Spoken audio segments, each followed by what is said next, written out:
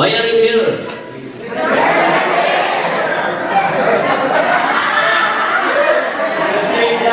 Di maintindihan na, why are you here? Because you are not yet there. How to go there? By adding letter T. What is T? You have to think in order to be there. So you are here because you are not yet there. So you have to go there. You are not yet there because you're still here. Okay, before I start, I'd like to I asked a lot of persons regarding the message, the lyrics of the song, kaya lang, wala nakakalam eh. Si Salvi, pinatawagan ko eh. You know the lyrics of the song, Now I Know? Now I Know. Okay, pwede ba natin katahin nyo bago tayo magsimula? 1, 2, 3.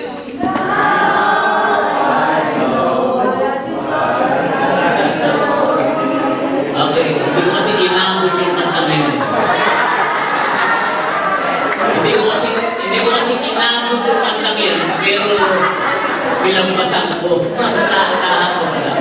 Now I know life is worth living, now I know. Okay. So gusto kong i-focus natin yung message sa mga ganito. Naawa ko sa mga youth, nag-nosebleed. Sa lalim ng nagbabadyang pag-asa sa lalim. At di ba ito talagang, mas nagbabadyang. Now I know, have you have an inventory of the list of your now I know? When was the last time you said, now I know? When you said, now I know, it means you have undergone a deep process in your life. Now I know. That's why you learn, because now I know. The hardest thing is to, when to say, now. Now I know. Peter had an experience, incident in his life. Sabi ng Lord, pagpatay ka niyan. No! Hindi ako kakain ng marumi. Pupunta ka sa Gentiles, tingnan mo sila. No! Sabi ng Lord, ako na ang nagsasabi.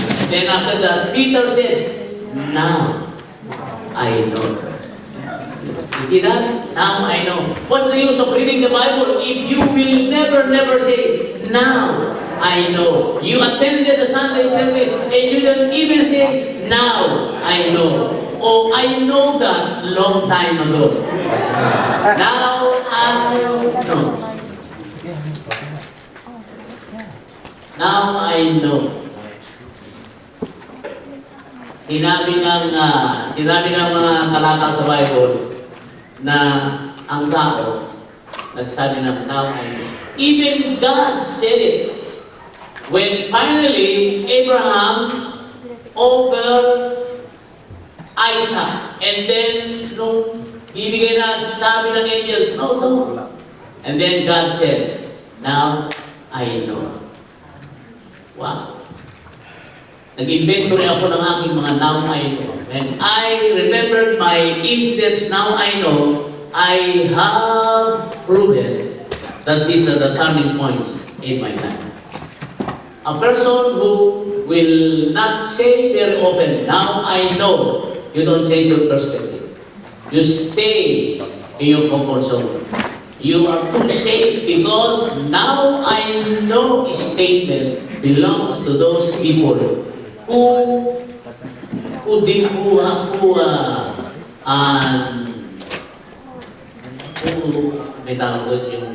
you violate and you defy the norm. Now I know. There are many things in the Bible when we read that masasabi natin, now I know. The trouble with us, I encourage you, when you open the Bible and you read the story, halimbawa, si Jesus natutulog, don't read the Bible. Just have an investigative eye. Probing time. What kind of leader is this man?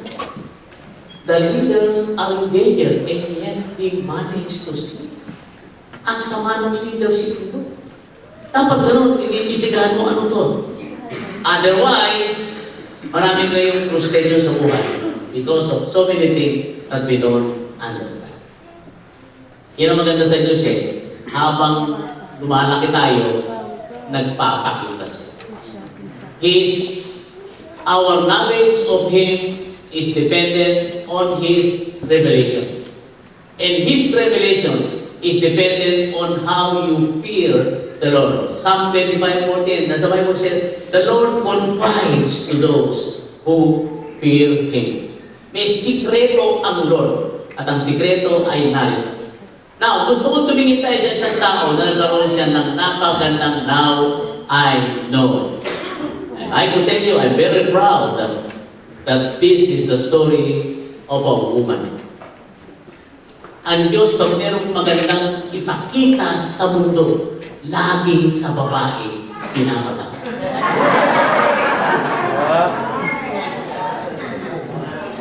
Si Maria, ang nanay ni Jesus, iyon. Ang dami nating matutuwa.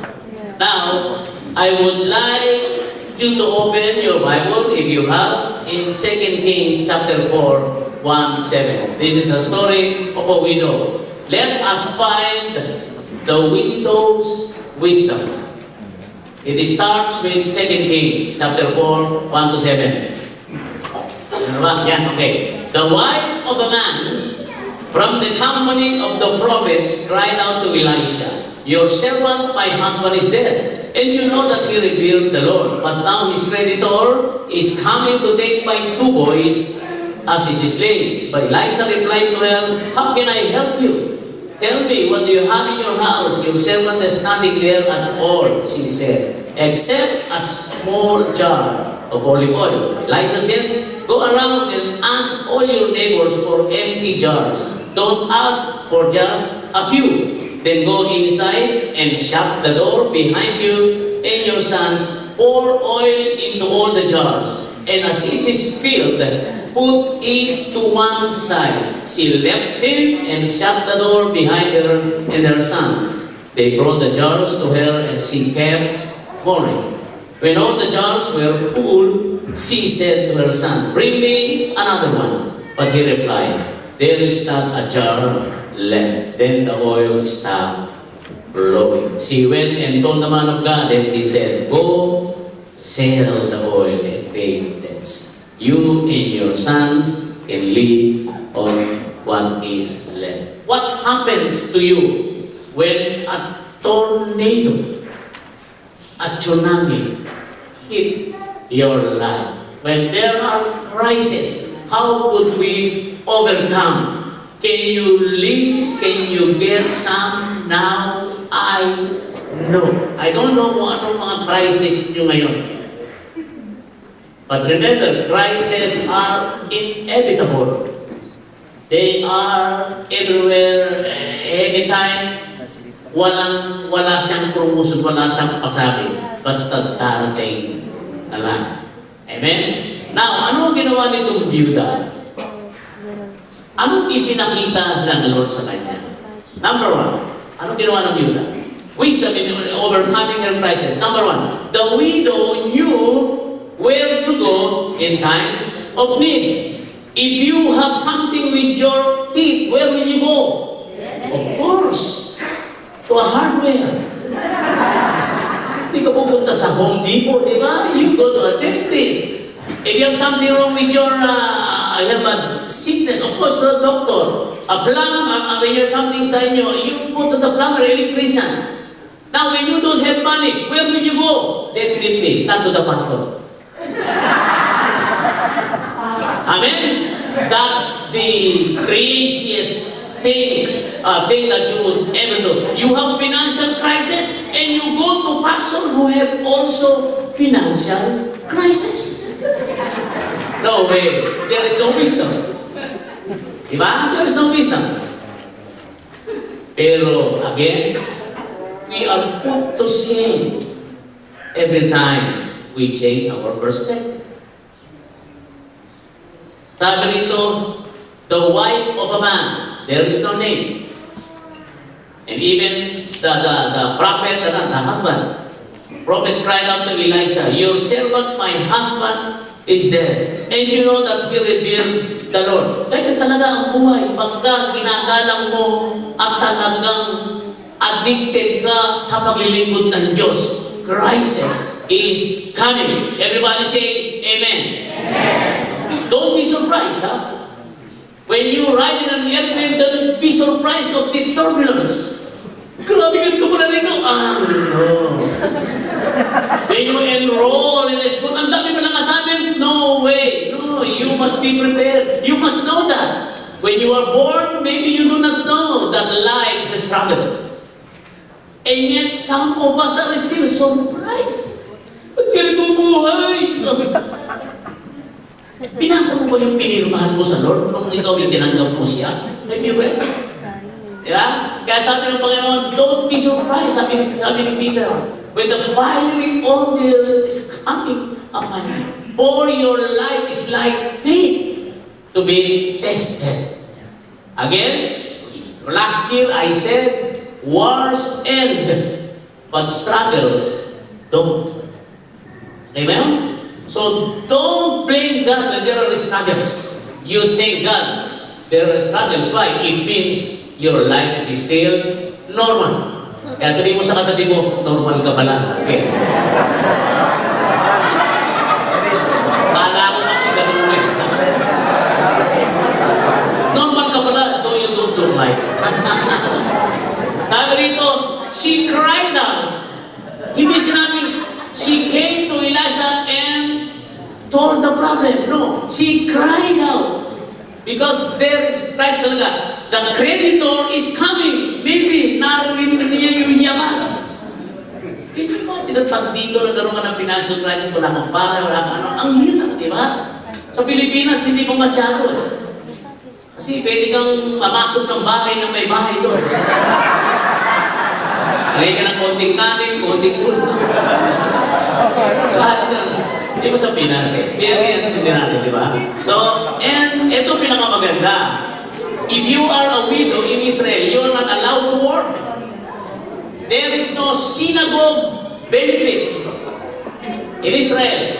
You are not allowed to work. You just depend on your children. The children are about to be taken by the creditor.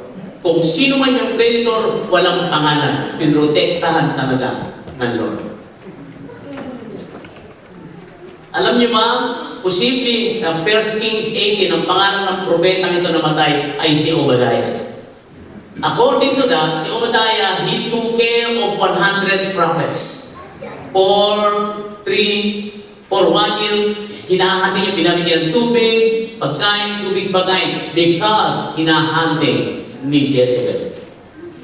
And maybe, doon niya ginamit yung natitira niyang kayamanan. 100 prophets. At naiwan si Mrs. Obadiah. I want you to put attention to this remark. Sabi niya, your servant, my husband, is dead. Now, if I am Elisha, and Lito is a prophet, he is my leader, and then Tess would introduce Lito to me. How would she introduce? Pastor Pabs, my husband, Lito. Hindi ganun ang introduction ng wife. It's not my husband and my servant. No? Ano? How did she introduce? Isang, your servant. Oy, bago mo yung asawa yan, servant muna ng pastor yan. Okay? One of the reasons why my primary are not growing is because of the intervention of the wives.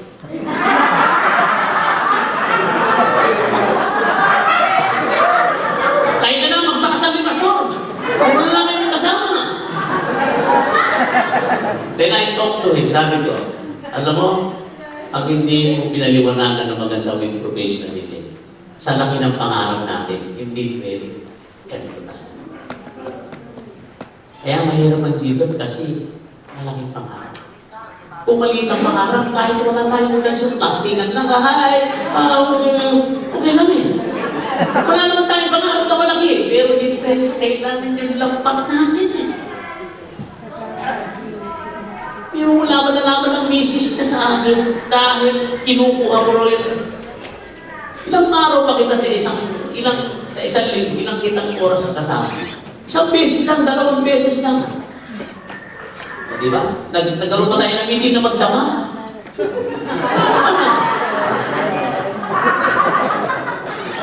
How would you introduce your husband to your senior pastor? Your servant. And my? Ano na una? Ano gagawin natin dito sa talatang ito? Sarado natin to. Kulto to. Di ba? Sinisira dito ang ano ba? I'll tell you, there are many now I know. You will be surprised when you look at the Bible. Isa naman, pero hindi maganda rito nakikita ko na ganito ang saway. Parang hindi yun ang tinuro ng Bible. Pero yung husband, okay, alam kung bading. Yun ang medyo masama, diba? Okay, pero your husband, your servant, my husband, is there. And you know that he revealed the Lord. Kung ikaw ang babae nito, your husband revealed the Lord. He has all the time for the ministry, for the sermon, and then nabangon kayo sa utang. What would you do? Yan mo makikilala. And the creditor is now coming. Kakatok na. Kukuhanin yung 2 anak na lalaki as slaves. Goodbye. Crisis ba, no? Kung ikaw ang babaeng ito, where will you go? Natural, pupunta ka sa bangko. You will go to a lending institution. You will go to kamag-anak who are rich. You will go to people who are wealthy. But hindi yun ang ginawa nitong babae. Why? Because they are both caught by the same vision and values. Malalaman mo kung napuntang vision ang asawa mo pag nawala ka na. Tingnan mo kung ano gagawin yan pag nagkaroon ng crisis. Pag yan ay nagpachingko, wala na yan. Pachanga pala, pachanga. Pachingko nga pala sa Japan yun eh.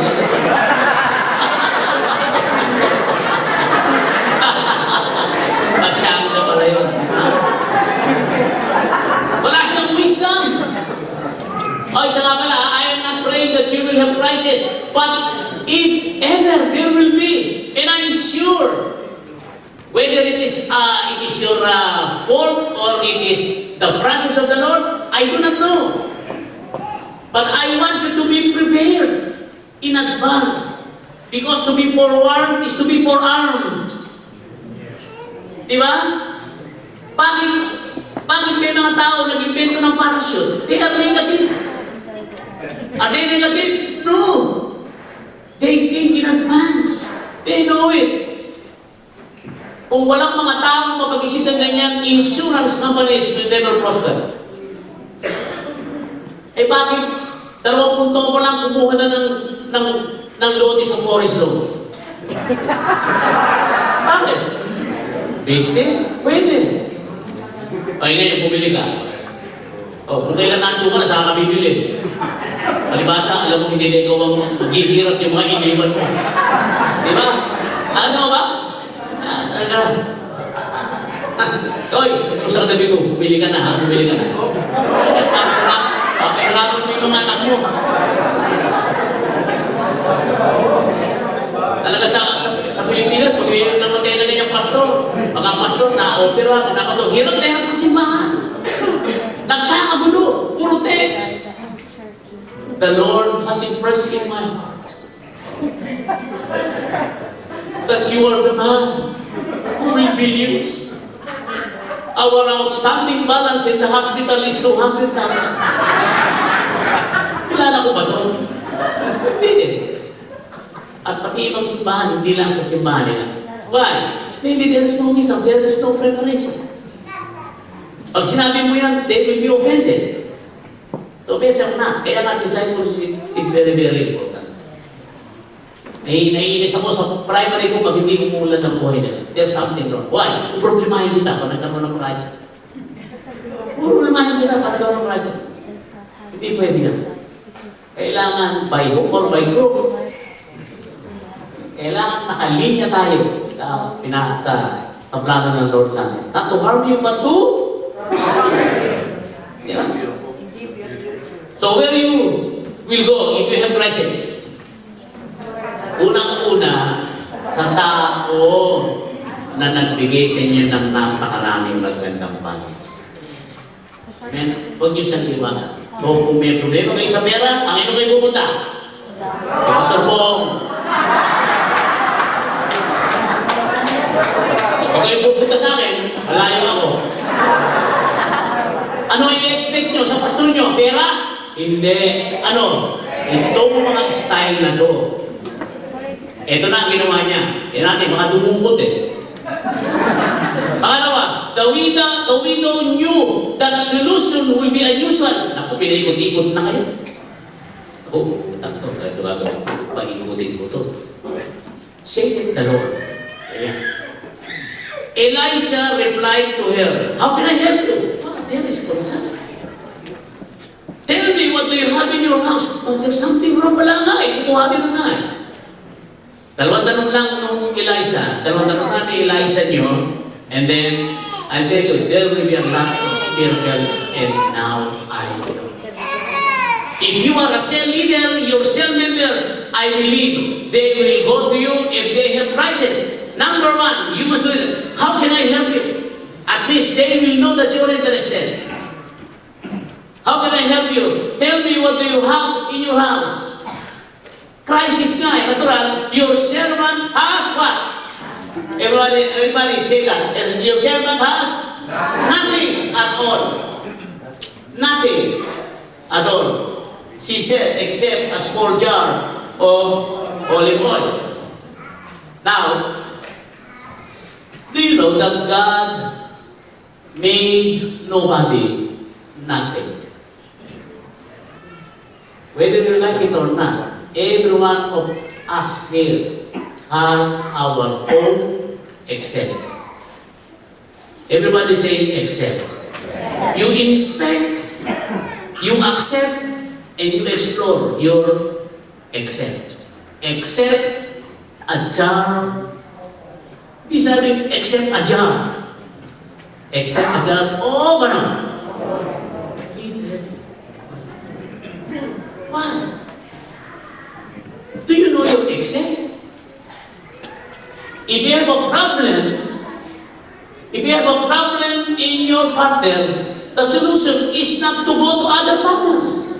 The solution is in the house. If you have a problem in your office, the solution is not in other offices, but the solution is in the house. If you have a problem in the church, the solution is not in. Why do you go to other church? The solution is here. What do you have in your house? Do you know that you have your accept? Accept it. Accept. The trouble with us, yung mga maliliit, minamaliliit natin. Yung malalaki, minamalaki natin. Minsan, yun naman ang mga nangiiwan. Yung accept nyo kung ano, number one, ano sa totoo lang tayo, please. I want you to think of this. Yung accept natin lahat dito is our trusted pastor and cell group leaders.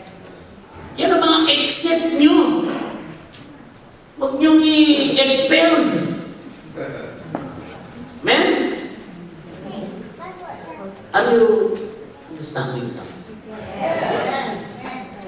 Mga sabihin niyo, ano pinagsasabi niyo? Galing ko sa planetang Pluto magsalita. Mukhang ibang mga... I admit also that sometimes I don't understand myself. Because I'm always investigating. I love probing. That's why before I got married, there's a lot of probing. Not by me, but by her. Sabi ko sa kanya, sino ba mas mapalad sa atin? Ikaw o ako? Sabi niya, I don't answer such foolish question. Tanungin mo siya kung sino mas mapalad sa amin.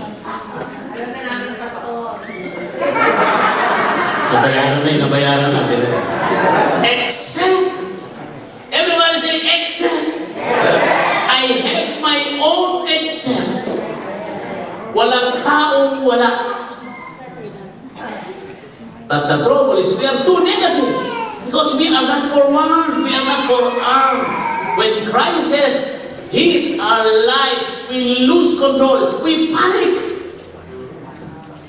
We don't remember the promises of the Lord. You don't know the God that you are really serving. And then nakantahin kayo ng purihin mo mukha mo. Hallelujah!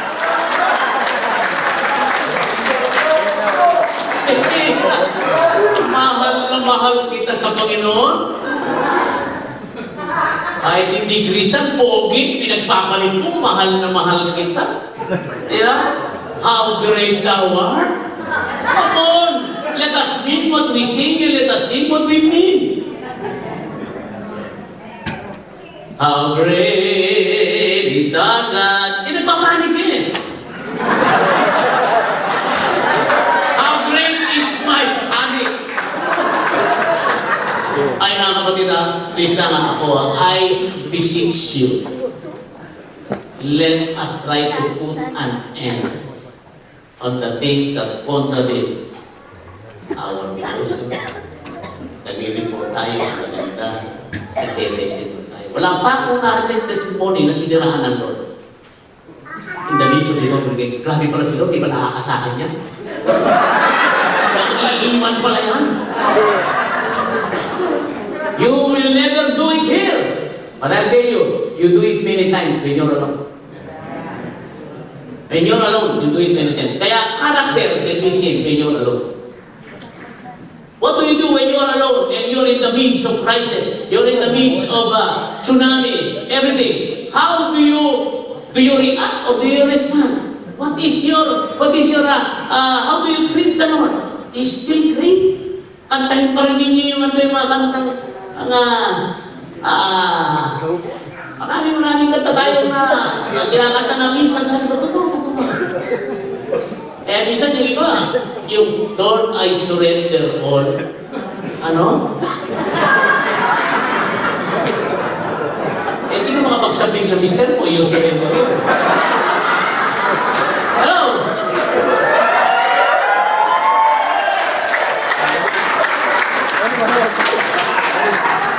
You surrender all, meron kayong share group meeting, sumagot ka na attend, and then you don't attend? How will you surrender all?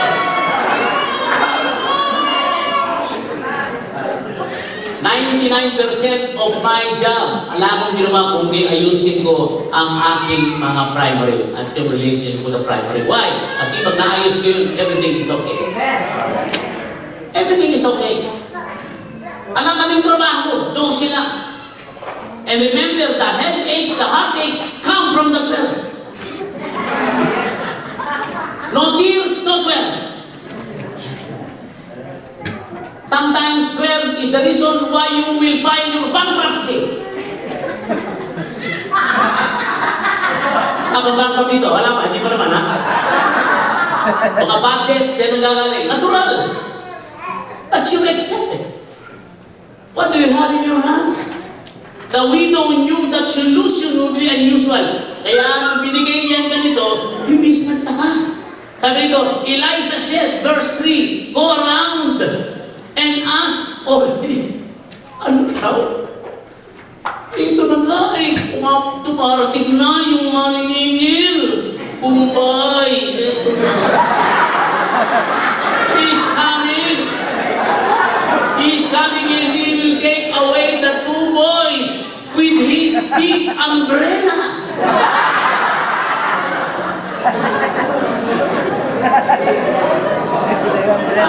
Go around and ask all. Ayun. Ilang minuto yun. Your neighbors for empty jars. Don't ask for just a few, it is not sensible. It will not help the problem. Jobs will never help the problem. I need jobs, money, in order to fix the problem. But she knew the solution will be unusual. Hindi bali sana if Elisha commanded, go around and ask for the oil. That's sensible, more sensible. Grabe. Anong hiningi? Jars. No. Not only jars.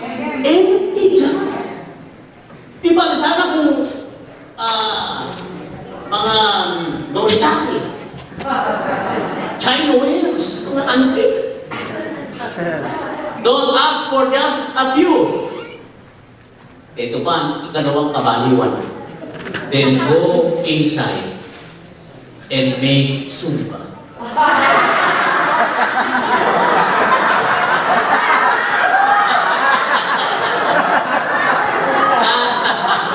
Talaga naman siya. Pag narinig to ng inyong mga kapatid, talagang sisirain ang ulo mo ng MCC. May problema ka na, wala ka nang punta ka pa dyan, ang layo ng biyahe from Lancaster. It will break your lungs, I'll tell you. Di ba? Pero we know the Lord whom we are serving.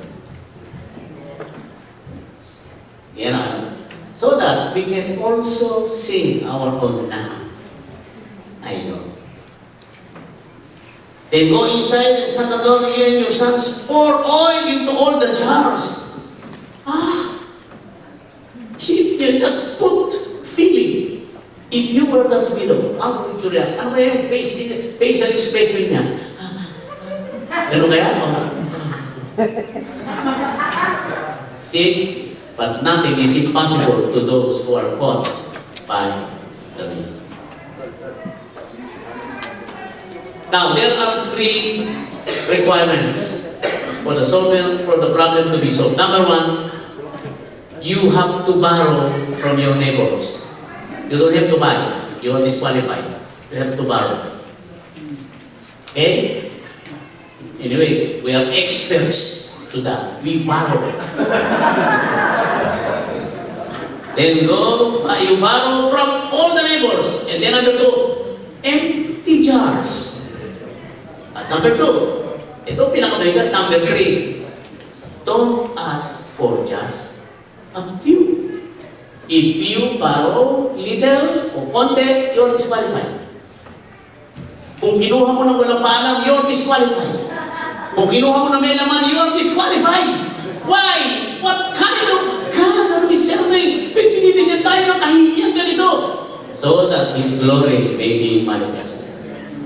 Kung ano po si Jesus narito, papalakpakin.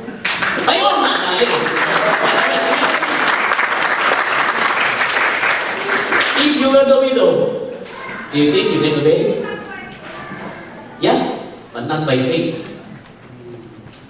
You obey, but not by faith. Why? Because this is so new. This is unusual.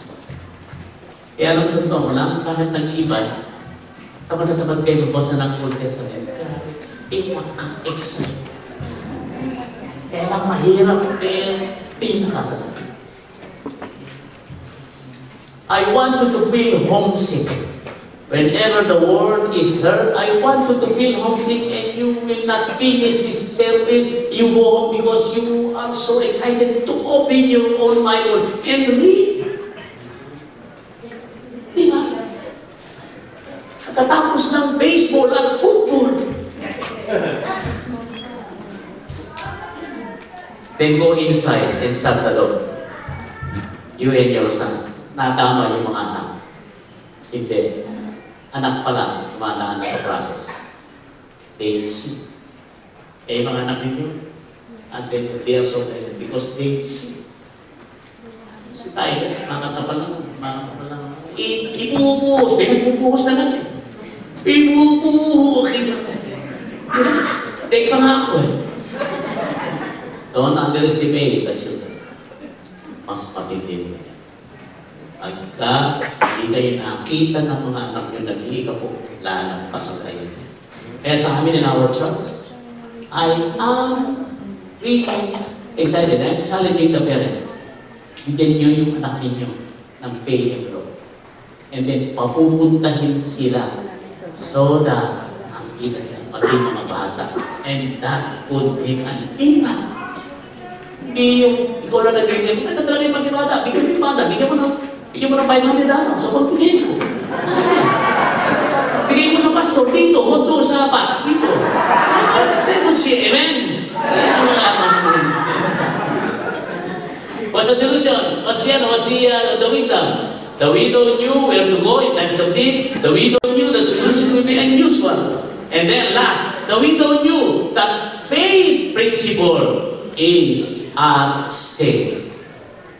She left him and shut the door behind her and sat. They brought the jars to her and she kept coming. When all the jars were full, she said to her son, "Bring me another one." But he replied, "There is not a jar left." Then the oil stopped flowing. I would like to give you a principle hidden in this incident. No jar, no oil. Amen. Dito natin. I want you to listen to this. No jar, no oil. No oil, no jar. Okay ba yung principle na yun? No oil, no jar. No jar, no oil. Amen. That's wrong. That's wrong.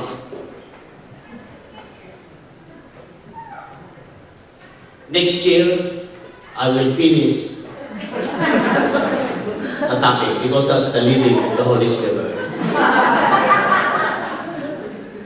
No jar, no oil.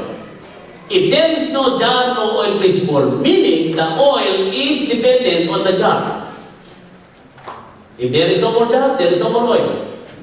Maybe it's wrong. No oil, with oil, there is jar. Is that the principle?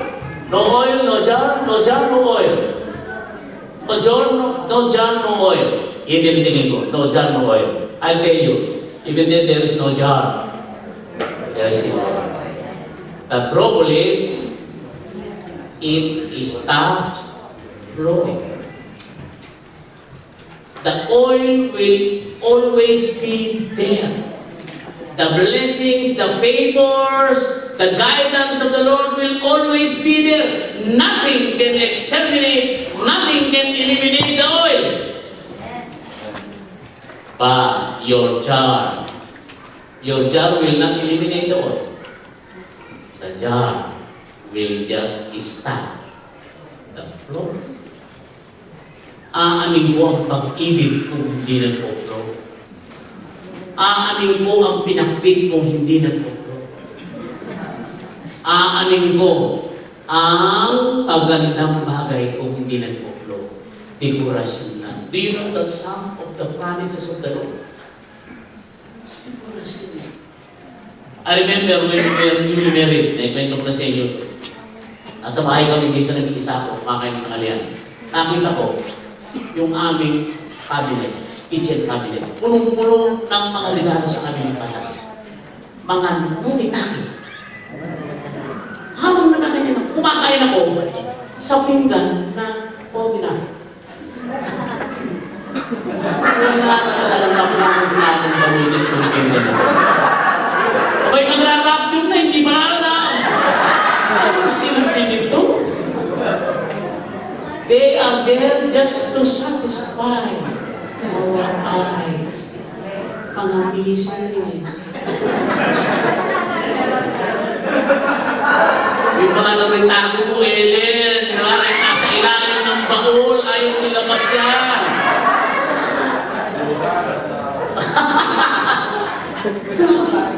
Wala talagang kaplanong datang gabi dito. Pang-birthday lang yan, pang-orla dyan. At marami ako nakita. Alam ako talaga nakita. Gagamit at ginamit talaga ng matalang na madala. Sayang ang investment. Hey, do you know that you have Noritake verses in the Bible? Nasa kitchen cabinet na.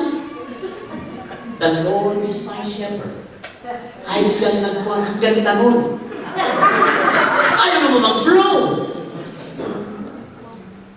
Sabihin mo sa katabi mo, sasama, pinaririnig ka ba? Sabihin mo, Ber, pinagparingan mo si Delia, paringan mo si Delia.